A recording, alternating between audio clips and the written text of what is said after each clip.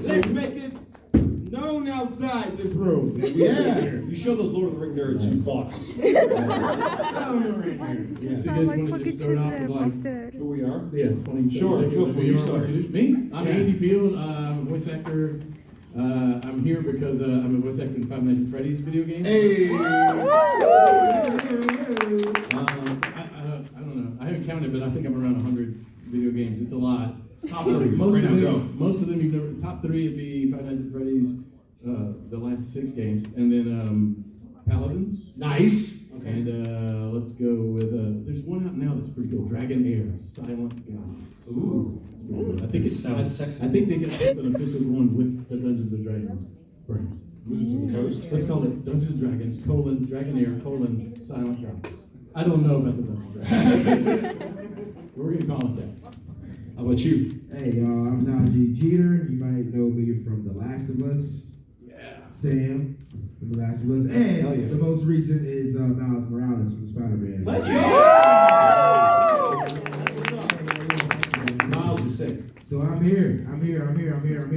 And also for all the on-screen people that are here too, I don't know if y'all some grown-ups, Adam Sandler, played Chris Rock's son. Oh. And, yeah. Are you Hey! chocolate wasted? Yeah. Let me know. What a pull.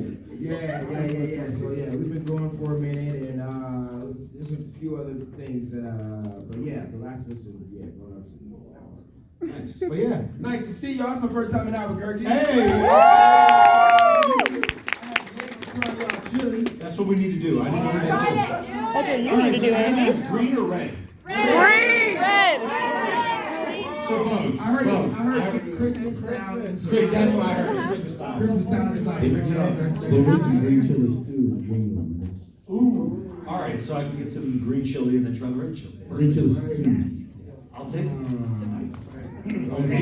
My name's Edward Bosco. You've probably heard me as Alistair, the pilot of Hazbin Hotel, Striker in the second season of Hell of a Boss, and in Street Fighter, Chip in Guilty Gear, Charizard and Pokemon. Bunches of fun. Can't let my magnets stick together. That's good. Where you guys from? Chicago originally, but I'm out in Los Angeles right now. That's the way to do it. I live in a town of 20,000 people in the middle of Louisiana. Louisiana. Oh, is this our guy? Are you the moderator? I'm sorry, guys. I was actually moderating the X-Men '97 panel. This guy's voice. Oh, see, yeah, I was gonna say you sound like you should be on the radio. Actually moderating Wouldn't that be something if I was? Man, get on the mic, man. Yeah, bring on the microphone or something. Go ahead, I'm on. I don't know that you need one. I am terribly sorry, folks. I was moderating another panel here, but nevertheless, I'm just here as the moderator. Please, we'll allow the stars to take the stage. How do you sound better than all of us in That's not fair. He was like, hello, I'd like to introduce all of you to the professionals over here. Yo, we were rocking, but man, I mean, you came in with the bravado, bro. We need. Now it's an NPR interview. So we've done introductions, so you can take it from there. All right, great, folks. So, Who are you? My name is Fernando Gonzalez. I am just a volunteer for this one. Yeah, Fernando but it's Gonzalez. always my pleasure to be able to do panel moderation for Thank these you. sort of things. So, Where you from, man? I'm from here. From the Oh, hey, all right. Yep, just a Brooklyn native, but it's always fun to be able to host all of these things. But it's even more fun to be able to do voiceover work, isn't it? I would agree. All right. So the first question I've got here is: you realize everybody here probably has the same burning question. How do you get started as a voiceover artist in the world of video games? Don't suck. No, but for real, every person's gonna say you have to be a good actor. That's kind of like a no-brainer. But I always tell people you have to love this because you're gonna be broke for a long time. You're gonna get rejected a lot. A lot of people are gonna tell you that you're not what they're looking for. And the only way you get through that is you're like, well, but there's nothing else I'd rather do. So yeah, just on to the next one. So you have to have a burning desire to do this. And that's what will fuel you studying acting, figuring out if you like improv, doing voiceover, being on camera. It's acting is acting is acting. There's just little different parts of the toolbox that you pull out for each medium. But that's my advice would be you gotta love it. I agree. It's definitely it's a different form. Yeah. But you know, I definitely did not. I don't consider myself a voice actor, but at the same time, 'cause I was horrible at just VO in general. You know, growing up, I had a stutter. You know, I was talking fast, so every time I had a voiceover audition, I was going for a commercial or a read, and I wouldn't get it. So I was very, you know, doubtful in myself with VO. But then The Last of Us came where it was a transition. Because when you film video games, you're filming on camera as well too, and then you go in a booth and then track over, you know what I'm saying, what you have done on stage with the voiceover. So I had to kind of learn myself into that, but at the same time, it was on camera at the same time. So how you really get into it, you know, you really could just start off, you know, just giving yourself a demo. You know, because VO is more about just, you know, having different voices and a funny voice or a different voice. It's about really knowing your surroundings when you get in the booth. You know, it's really about knowing the movement that it takes too. Because, you know, it's not just reading off a page. You know, you got to put a lot of body movement in there. You got to, you know, sound like you're running or breathing. It's a lot of techniques that go into VO. But to how to get started, you know, you of course get an agent auditions and get yourself a demo reel. But the main thing is be aware of your surroundings. And it's fun. It's fun. Just, you know, get into your headspace and get into a right zone. And man, yeah, just take your time with it. You know, yeah. Everything that you guys just said was right. So, get after it with just that laser focus. I mean, I bet you for the first 2 years, I didn't think about anything else. I probably was working 120 hours a week when you count my real job that I was doing, and it was just all voiceover. I was in every Facebook group about voiceover, and I was reading all about it. Don't ask dumb questions on Facebook. Somebody's already asked you. Just search the group, please. Just search the group. That's true of every group on Facebook about everything, not just voiceover. Like you get into RVs. Somebody's already asked you questions. Just Google it. But man, read and study everything there is to know about it. And embrace the entire industry of voiceover, not just video games, not just animation. Because here's the secret that they don't like to tell you. An agent makes his money in commercial voiceover. So to get a good agent who will give you, let's say, a Disney audition, you need to be good at commercials. And that's how you get that agent in the first place. So it's all genres of voiceover. I mean, you can, I don't do audiobooks, I hate them, but you can. Amen. I've read the stuff. Amen. But I mean, you know, you need to do more than just one genre. Nobody out there is making money, making a full-time living in just anime, for example. That may be cool. Am I allowed to ask questions? Yes. Please go Okay. ahead. What was the day job that you had before you were a full-time I actor? was a teacher. Well, hang on, I had 4. Okay, I'm listening. I was a teacher, I was in the Army Reserve, I was driving for Uber, and my wife and I owned a touring business. And then one day I was imitating our football stadium announcer, and she said, "Oh, you should be an announcer guy." And so I Googled, like, I mean, what's another side hustle? So I Googled, how do you be an announcer guy? I didn't even know what you called this. And yeah, I think voiceover artist was something that I typed in there, but I didn't know voice actor was really the word, or voiceover wasn't really the word. But yeah. And then slowly but surely, all of that's gone. Just voiceover now. It's the only thing I've got. Yeah, it's nice. How about you? I was a mascot. Me too. Dude, me too. No, for real though. I'm lying. I was Scooby-Doo. Whoa. Yeah, no joke, at Universal. What? Who are you? Fuck, that's so cool. Let's go.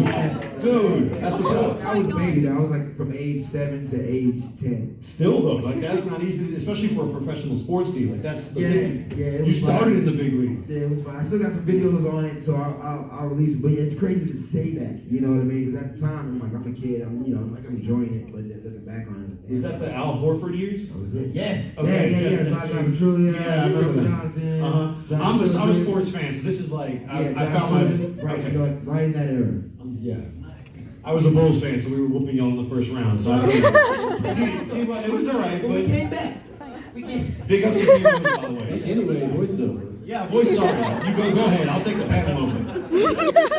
Honestly, that was the most entertaining panel I've ever. So that You a mascot? I'm a mascot. Okay. But it really goes to show you first YouTube video. that there This are is happening hidden in front of me. depths in entertainers there today you may never bring to the surface without asking the right question, which kind of leads to my my follow-up question. Not everybody starts in video games doing voiceover work. It's been now I remember exactly what it was toiling in the grist mill that is doing audiobooks. It's a whole lot of work for not a lot of reward. So what other work, if any, did you gentlemen work in before you started doing video games? Because I know that that's an absolute dream job. So I did start in video games, so I'm screwed already with the question. I'm sorry to completely undermine what you just said. No, but so some of the other stuff I did, so you guys know who Vizzy Pop is, right? Yes. The creator of Hasbin. So one of the first things I did was I worked on her junior thesis called Son of 666, which is still up on her YouTube channel, but I played the devil in that, and that was a Twitter audition. Like that was, she was looking for people, I auditioned. Same thing with Hasbin. Hasbin was not put out anywhere other than like Twitter or people that she knew. So that was just a lot of who you know.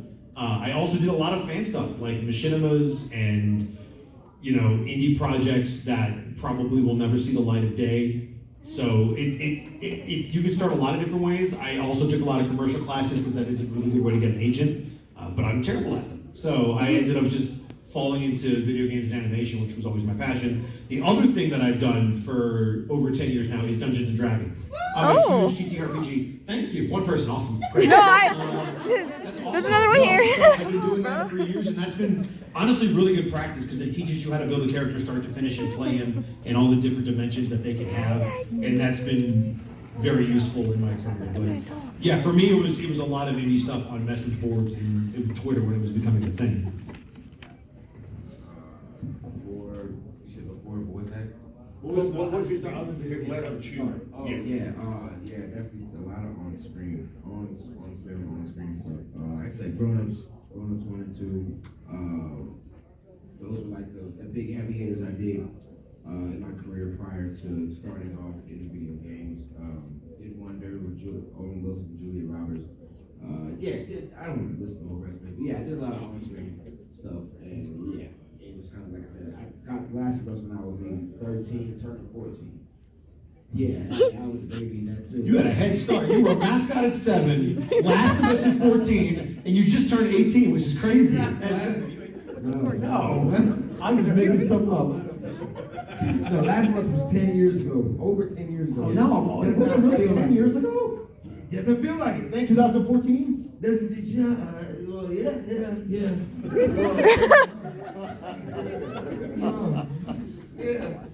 But yeah, it's been a minute, man. No, sorry, I just got culture shock. That's all. I just. I don't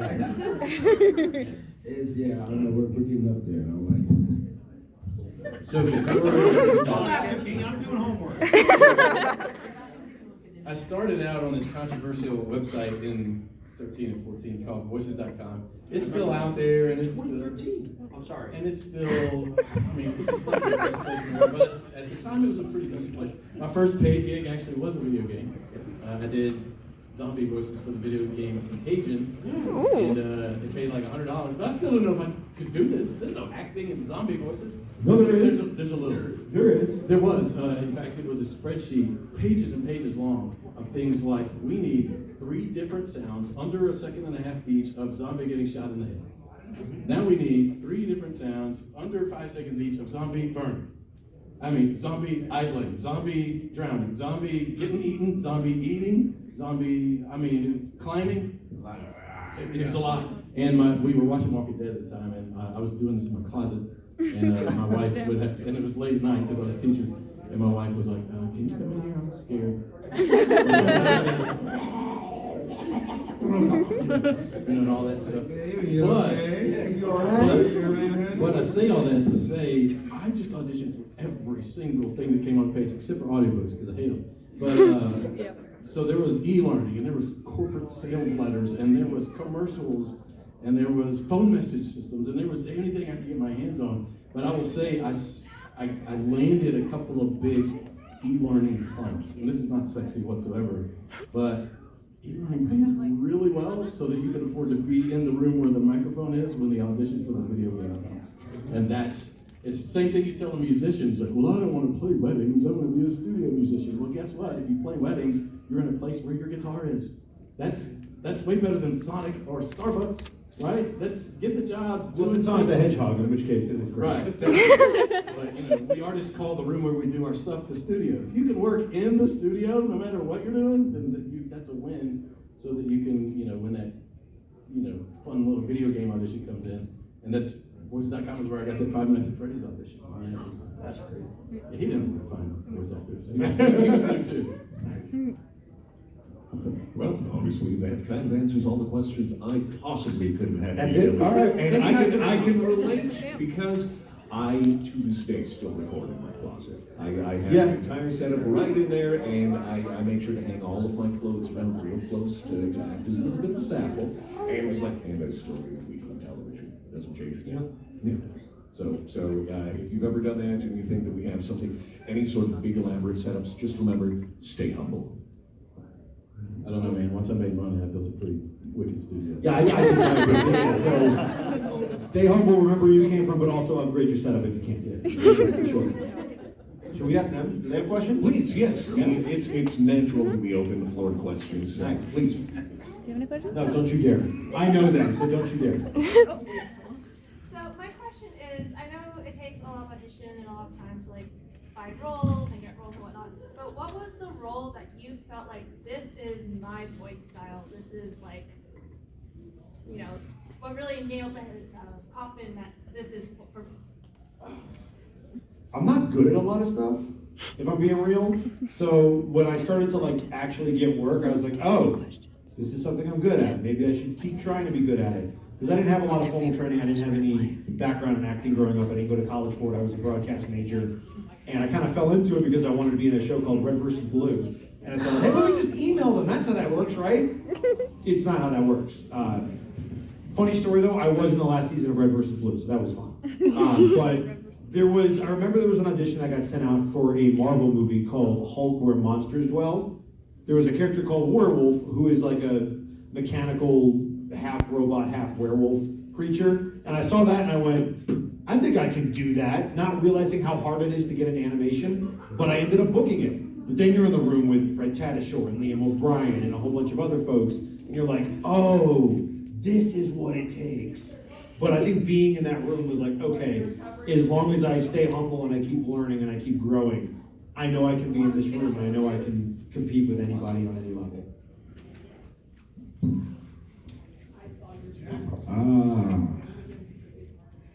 I want to say,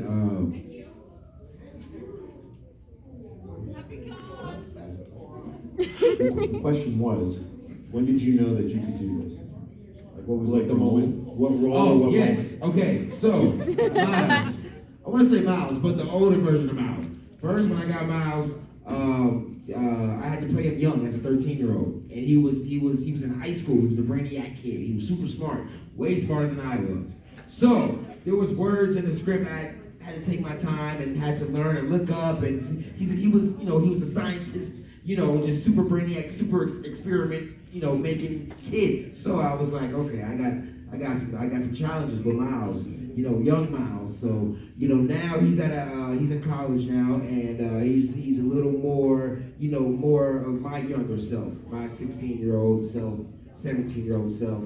So kind of getting back into my younger days, you know what I mean, and trying to find that balance of becoming a young man. It was kind of more of a parallel to my life. So I was like, okay, I can find the balance in this, and I can take off with this. So I took a break from everything, other jobs as well too, and just took the time to grow with Miles, and just grew with him. Yep. I don't know that I ever had a role where I said, oh, this is my sound, this is who I am. I keep figuring out new things. I've been doing this like 10 or 11 years now, and it's still nailing that conversational read is still, I think I'll be working on that until I decide. I still don't know what that is. Talk to one I know what person. it is. I am. Yeah, I know what it is, and I don't know that I'm not doing it right. So it's just, I will forevermore. First of all, I didn't know that there was acting in voice acting. I didn't even know that's what it's called. And then, once I learned that, I think I'll forevermore be becoming an actor until I decide to not be one anymore. I'm always trying to get better at it. And the hardest thing that we do, and I think everybody will agree with that, is to just, I mean, we talk all day. We're talking right now, but now you read somebody else's words and it sounds completely different. So being able to read what somebody else wants you to say, as if you were just saying it, is the absolute hardest thing in acting. And so I'm getting there. I've got the guy next door voice, and so I land a lot of those roles in commercials where you're just like the dude in the coffee shop. Like, huh, okay, well, you know, I'll have a cappuccino or whatever. But I also land pretty good roles as just a straight computer voice. That's for the Five Nights at Freddy's, because I'm just that guy that, you know, it seems you had some trouble with the keypad. And then, but I'm also landing the heck out of sportscaster roles. I can hear that, yeah. Dude, I don't even know that much about sports, but I know how to say center, back to pass. It's that nasally back of the throat, and it's that, it's a touch. You know, There you go, you nailed it. because I know how to imitate the guy on the radio, which is why my wife said, you should be an announcer. There you go, yeah, you should. I don't understand this. Doesn't make sense. Well, he's in the auditions, he's working. Yeah, it's, Process. I've done these things here and there, but honestly, what I found my greatest level of success in was actually doing voiceover narration and recaps for professional wrestling. Nice. You have my attention. Yeah, I am. For like New Japan, WWE, TNA. Actually, I am the co-owner of an outfit here, a promotion known as Duke City Championship Wrestling. Oh, cool. If you folks saw, we did a show here last night up at the Kiva, and it's a lot of fun. And it's literally how I got into the wrestling business, because I went and saw the show. I've been a fan since I was a little kid. It was something that was easy to get into because it's those larger than life personas. There's lots of yelling, lots of flexing, lots of posturing, all of that stuff that was really cool. And I was on my way back to my car after watching their first show. And it was something where, you know, there's one of those timelines where I just got in my car and went home, and you're having somebody else moderate the panel. But in this case, I stopped and I thought, well, maybe there's an opportunity here. So I walked in and said, hey, I do announcing and stuff here and there. Would you guys maybe need a backup announcer? And they gave me the opportunity to do that, and I started recording voiceover for the shows, doing recaps, all of that stuff. And honestly, I haven't really done a whole lot of voiceover outside of that, but I couldn't be much happier. This is your natural voice? Yeah, I've been doing the You wake up in the morning like this. Well, I'll be honest with you, my natural speaking voice. But I've been doing it for over 20 years. It's one of those things where you can do it forever and not make a dime. You know, it's those things, you can be good, but you just, if you're not good for the right role, you know, it's just, you can't get down on yourself for doing that sort of thing, because everybody's voice is perfect for something. It's just a matter, it's just being able to find what that something is. And this is what it happened to be for me. And it is, you know, it's something that has been a lifetime searching. Being able to find something like this, being able to do sports casting when I'm also not that big of a fan of sports. Stop laughing at me! I told you I don't have a lot, all right? If you want to take over on my recapping job, you're more than No, that's fine. No, you're good. Is there a question that we can answer that isn't? Yes. I have a question. For everyone, which was your most fun role that, like, for you personally to play? Oh, I was gonna ask that one. I will say, because it was so life-changing, Alistair in Has Been Hotel was probably close to the top of the list, because my background's in radio. He's an old-time radio host. He's a deal maker, and he's a swindler, but he's kind of a nice guy, but he's kind of an asshole, and he's sarcastic, and I was able to bring a lot to that, for better or worse, because I'm a little sarcastic. I'm fluent. But no, he was fun. And I also love that old-timey radio sound, which is just, I adore it. So having a background in radio, getting to play him, and then watching how the thing just blew up, it was career-changing. So I don't think I could say a lot of roles other than Alistair. There's others that are close to my heart, but in terms of what it did for me and how much fun it was, Alistair's near the top. Definitely, of course, Miles. I mean, I get to do a lot of stunts. You know, I get to be in a huge mocap room and, you know, get to wear a suit with dots on it. You know, look like an alien. What don't you do? You do your own stunts? A little bit. I mean, Little bit. We have our guy Jasiri Booker who flips because I have a camera attached. You don't flip? I can't. I'll break the camera. Oh, fair enough. What could you flip without the camera? On the mat. There's nothing he can't do. On the mat. On the mat, but off the mat, don't know about that. Not gonna flip like right over there in the corner. Okay, cool. But yes, Miles, and then of course the grown-ups here. That was anything that I just had fun with. I want to put it up there because we're in a crazy business. And, you know, there's tons of roles that we've all have done that we've had to go to different mental aspects of where the character is. So anything that requires us to have fun with, we kind of put that at the top and have fun with it. We love it the most. Well, so I don't know. I've always had these convoluted answers. I don't know that I have one that's the most fun. If it's funny, it's fun to me. I like funny stuff, and really funny is so important in voiceover. And so I was thinking just now, well, so what's funny? So the hand unit role in the Five Nights at Freddy's games is funny because you're a computer and you were deadpanning, saying some horrible things. It's things like, welcome to Fazbear Pizza. Fazbear Pizza not responsible for death or dismemberment. And that's funny. But is it really stretching my acting chops to just sound like an 80s infomercial announcer? Yeah, because it's not that you think it's easy till you have to do it, and then you're like, I don't sound like it at all. What is wrong? Yeah. It's not easy. So like I hit a kid today. It was his birthday, and I hit him with the Freddy. I thought you were saying I hit a kid today. Did he talk? And I was saying, FTK. I would say the line, for example, because it's just You know what it funny, means. because it's so serious, but it's so horrible and it's funny. And it was like, did you know that birthday wishes only come true at Freddy Fazbear's? It's true. Kids who have home birthdays have fewer friends and parents who don't love them. That's like being another fun Faz fact. That's hilarious, and but you're not delivering it funny. It's just a fact. It's like, did you know koalas carry their babies in their pouches? You're saying it it's funny. But the real funny things to me, well, then there's the funny that's a character. Like the little guy that drives the car on the racetrack that blows up, and he's always like, kaboom! That guy's hilarious. But really, I think the funniest ones are just when you're a regular dude, just being a little sarcastic, and you're just delivering it, and it just has that little nuance that makes it, right, yeah. Those little things, that's what makes, I think, the roles fun. Is there a particular role of that? No, I get it all the time, and they're, and being able to, when you nail it, and then I didn't nail that, I gotta do another take on that. Those are fun. So we're keeping the field open for questions. Oh, yes. As a professional who talks all day, what do you do to help protect your instrument? Water. Really not. Throw coat tea. That also Hulk juice, which I have to look up the official name for. Hang on a second. Throw coat tea, honey, ginger, raw ginger though, right? I know it's disgusting. But ginger in general, ginger tea, it's good for your immune system too. Ninjom Pebacoa. Oh, ninja. Yeah. And what do you call it? I remember that. So it's an Asian, basically like herbal throat coat, but it doesn't taste great, but it's very good for your throat. But yeah, it's called Hulk juice because Fred Tatasciore basically made it famous when he was doing the Hulk. He would just use this stuff.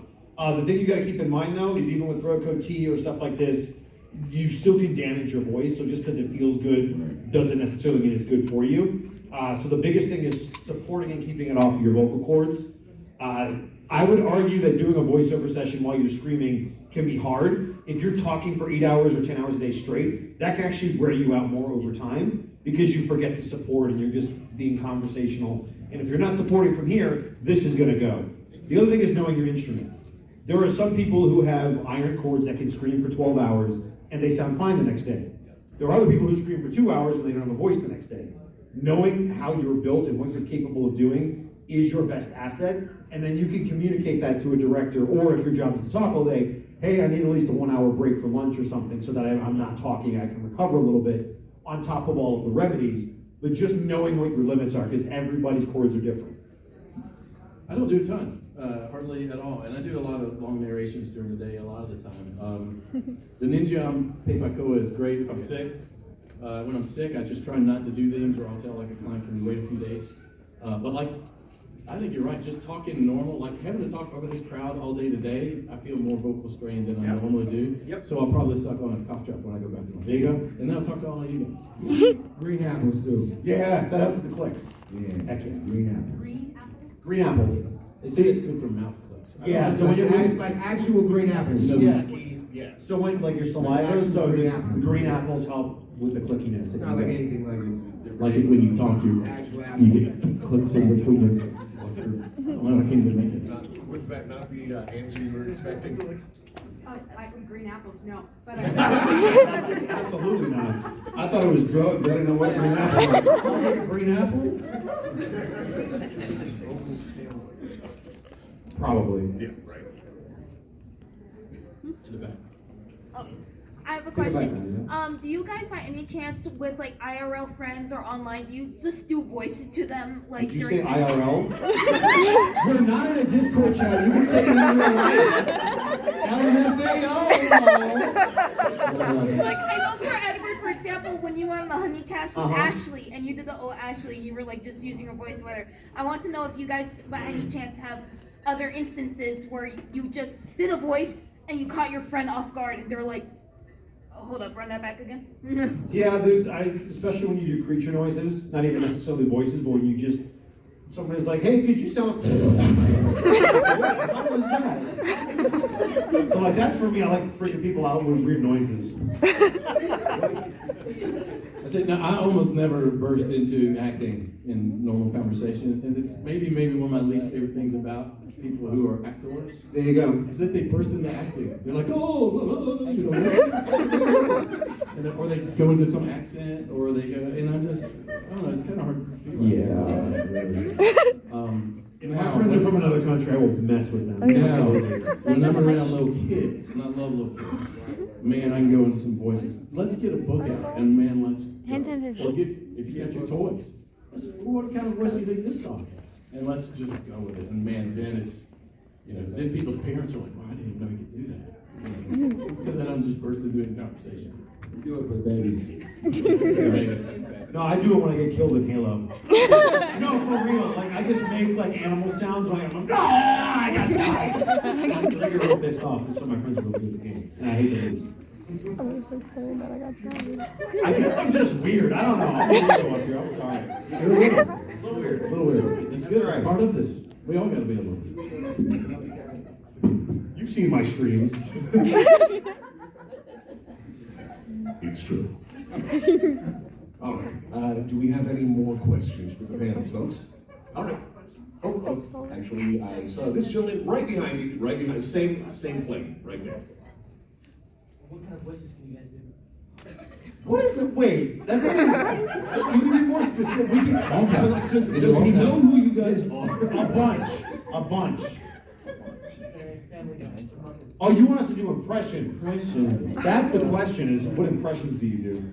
I mean, everybody can do something like Kermit the Frog, right? You said the Muppets. Kermit the Frog. That's the Family Guy too, isn't it? This is also if I take that lower, it's my father-in-law, and go southern. That's my father-in-law. It's too hot out here to fish. and if you're not, it's Patrick Warburton. What's up, Doc? Is that like... I mean, I got a little grumpy guy upstairs. Yeah!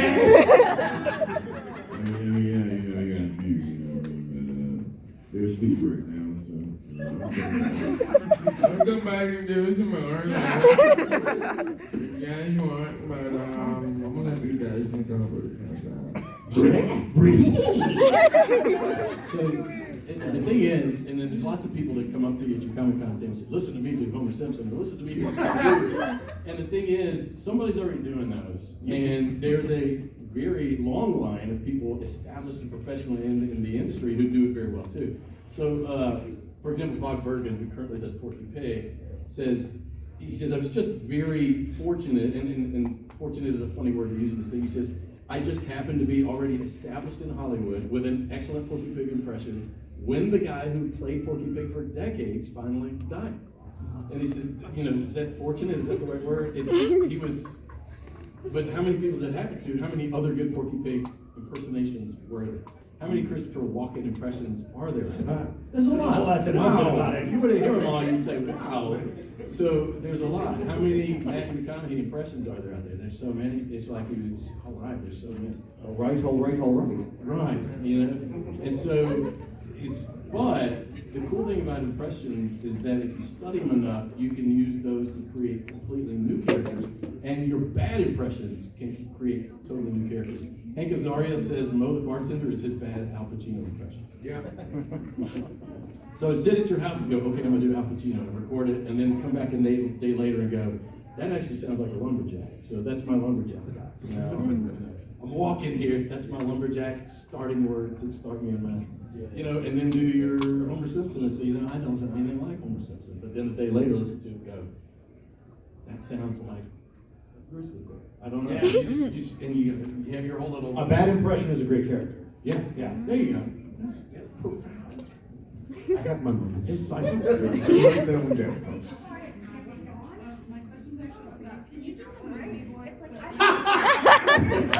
Let's all do it. Because the guy who did all that. Don LaFontaine, Don yeah. LaFontaine, yeah. and I Legend. It was one, what was the last thing, like, one of the last things he did was like Blockbuster Video or something, wasn't it? Yeah, that It sounds was like a like. Geico commercial. Yeah. Oh, yeah. And was it the one where he was in the cabinet and they opened it and he comes out? Yes, That sounds right. Yeah, I've done a couple of similar voices before, because I have a very small. Let's go, let's hear it. Yeah, we gotta hear it. No, for this one, in a world. Wait. In a world. In a world. In a world. There we go. I'm going to go with C-Tape. In a world. That was awesome. In a world. That is good. That's not bad either. No. In a world. Hey! That's what this that's what this band was going to be called after. There's actually a movie called In a World where they're it's a whole It's movie like a behind the scenes thing, isn't it? Yeah, Yeah. and it's a girl trying to land the role as Yeah. in a world announcer. She gets it. Spoilers. What? Spoiler! Her dad is horribly I upset about can't it go because get he's the it guy. at Blockbuster. Keep in mind too is that they don't really have that much in the way of narration for movie trailers. They have their guys, and it's like 2 or 3 people, and that's Yeah, it. maybe it's Same with like the networks. Like the networks have like their voice. So I was doing this voiceover one time for this company, and I was on Source Connect or Skype, or I was on something, and I was on Zoom with the clients, and they were like, we really want this to sound like a trailer. And I was being so epic, and I was standing up, and I was like, you know, and we're gonna do this, and our company does this and this, and they just didn't like it, and they were like, we'd like it to be more cheerful. And then I was like, I want a trailer voice though, what do you want? I said, do you want a Disney trailer? And they were like, what do you mean? I was like, from the makers of The Little Mermaid. Like, that is it. So when you hear trailer voice, there's other trailers out there. So Mark Elliott was the trailer voice for Disney for decades. Good question. Yeah, that really was. All right, folks. Does anybody? Oh, okay. I see you being very, very subtly indicated. What was your question? Wait, me back here. Can we get an interaction between Hand Unit, Michael Morales, and Alistair? Michael. Interaction? What are they doing? Why are they talking? Sorry. They're just talking. Yeah. Yes. All right. I just want to see how that would Wait, go. they're trying green chili stew for the first time. Yes. Yes. Alistair's from Louisiana. It is not his first time having green chili. He must be outside Joe mind. You have no idea. Yeah, we don't have. Oh, excuse me. We don't have green chili. You taste it and you'll know. You'll be like, oh, never mind. So what is the deal with all of this green and red chili, Miles? I don't understand the difference. It's the same. I don't know, but it's giving me a stomachache. Yeah, that's what I've heard. Would you like some jambalaya to wash it down? Perhaps the computer can diagnose you. It seems you're having trouble with the green chili stew. I see what you wanted. Let me provide it for you. Do you have a remedy? Campbell's chicken noodle soup. What is Campbell? There you go. A Bruce Campbell. Yeah, they were the movie voice. All right, who's next? Throw a hand up. Don't make me ask a question. No, absolutely. I didn't have anything. So when you're voicing the same character through multiple games, like how do you get back into the mindset of that character if you like take a break between or? So typically what they'll do is they'll have a reference for you, where they will pull it from what you've already done, and then they play that for you before you start the next game. If you've done a character long enough, sometimes you'll have a key phrase. I know you were talking about a phrase that'll get you into like the lumberjack voice. Sometimes like you can just be, smile, my dear, and you'll, oh, okay, I remember what he sounds like.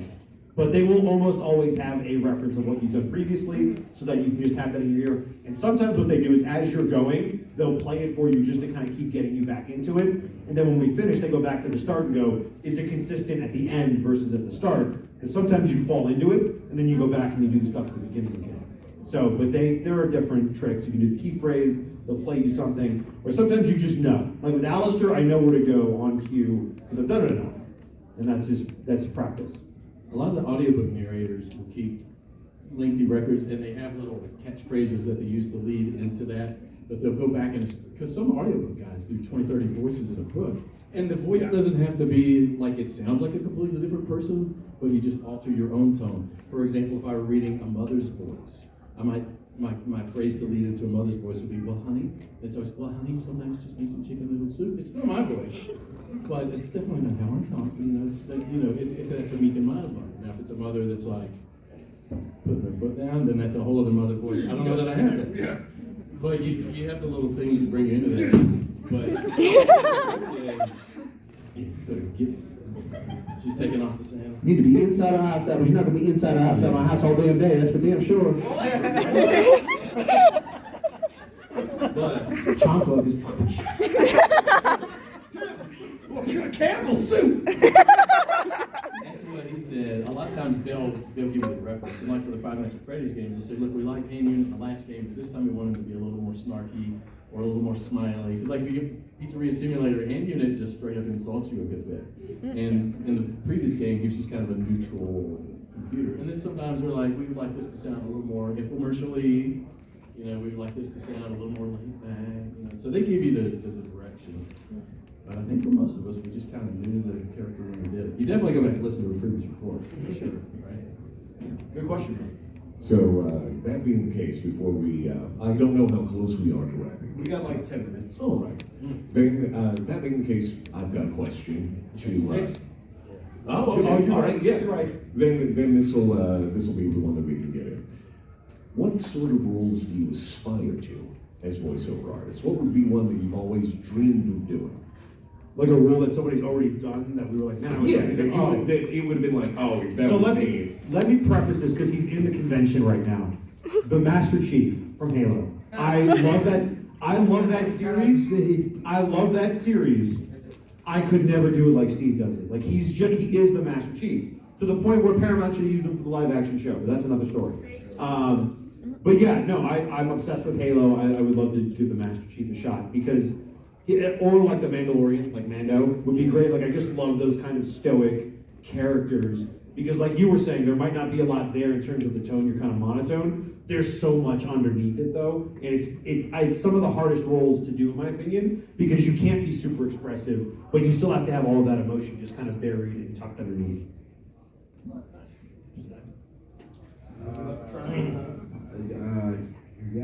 Yeah, I would love to be a Ninja Turtle. Woo! Come on. Which one? Yeah. Who said Raphael? Maybe Rob. Maybe Donnie. Donnie, maybe. I can. You can play it there. Fair enough. I can had some time with Miles. Miles Morales is Donatello. I can get there. Right. Spoiler. Yeah. How about you, sir? I like villains a lot. Yes. And I would like to land, it doesn't have to be Disney, but I would like to land one of those big, it doesn't even have to be big production as long as it's a big character. Man, I want to be, they're so disturbed. Think of those great Disney villains. Think of Scar and Ursula. Yeah. And those people, they're just so deep. You'd make a great Ursula. So much I might. You would. When you got that Is that angry mom who puts the the sea But it's there's so much hurt behind them to where they've just become this person that hurts people, and you know, they seem like they all have British accents, but you know, some of the great, one of the best Bond villains had a Southern accent. Yep. You know, it was like, they just say, it's kind of like the hand unit stuff. They say these things that normal people just don't say. Like when James Bond says, "Do you expect me to talk?" And he says, "No, Mr. Bond, I expect you to die." What a line. And then you get to hear the villain speech. Bond didn't have a good line in that whole movie. Nope. He was just James Bond, but the villain, man, we know Those were the every juices. villain. Yeah, the villains were the juices. My favorite villains are probably the ones that are the most like Magneto is one of my favorite villains because he's relatable. You're like, you're just trying to do what's best for mutants. You're just, you know, massacring thousands of people while you do it. But you understand why they're doing it. You just don't agree with what they're doing. And I think that, especially because then Xavier brings them in and they sometimes work together. But like, those are my favorite villains where you can relate to their calls.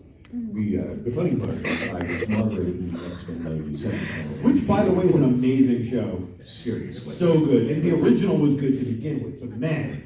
Well, and it just so happens that the actress who was playing Jean Grey in the 92 edition was replaced as Jean Grey, but she went on to play Val Cooper in X-Men 97, and she said that her favorite line out of all of them for the entire run of both characters she's done was "Magneto was right."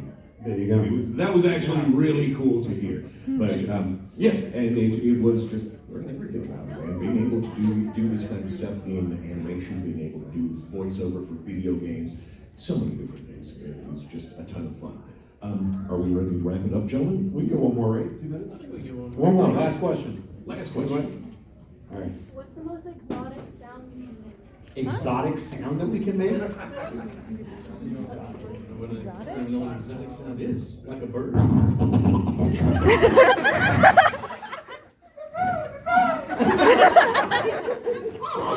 I'm sorry, what? And on that entirely And we're out. Exactly. And this will conclude our panel on Thank you, guys. in video games. Please give it up for our panel.